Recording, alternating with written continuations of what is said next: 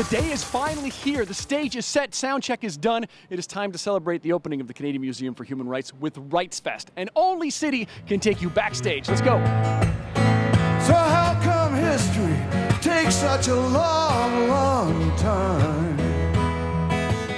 The way in which I've addressed human rights is through songs, and I've done that because I've met people who had been victimized, and I've spent time with them, and I have a sense of how they felt about it and what their experiences were.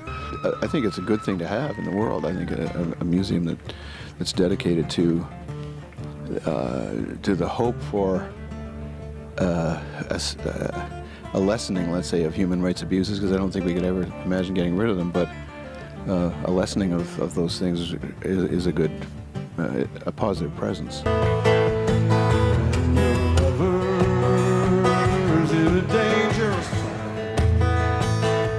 The museum has never been without controversy, and Rights Fest was no different, with Aboriginal artists A Tribe Called Red dropping out at the last minute, saying that they objected to the way their people were portrayed in the museum.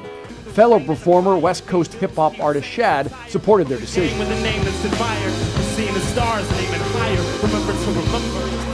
I'm proud of them for acting in accordance with their conscience. Those guys mean a lot to their community. They mean a lot to this country, and I know they think and work very hard at how to affect the culture the best way and how to approach these situations. So I'm very proud of them for acting in accordance with their conscience and doing what they feel is best to draw attention to a situation that they feel is very important.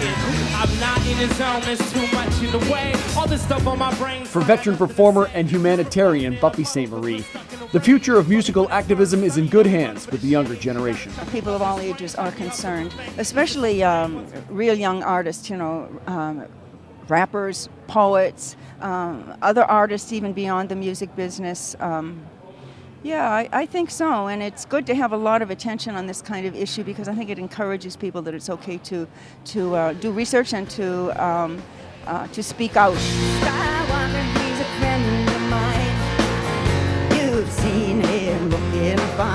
For the audience and the performers, Rights Fest was a special show. And East Coast fiddle player Ashley McIsaac noted the significance of opening the Canadian Museum for Human Rights. Well, I'm just honored as a Canadian to be part of something that's not just a representation of Canada and our human rights issues in the past and that still exist, but for the world. Well, by the end of the night, Rights Fest had lived up to all its lofty goals. It represented all of Canada. It looked back on our history and looked ahead to our future. And it was fun. A true celebration for the opening of the Canadian Museum for Human Rights. For Entertainment City in Winnipeg, I'm Jeremy John.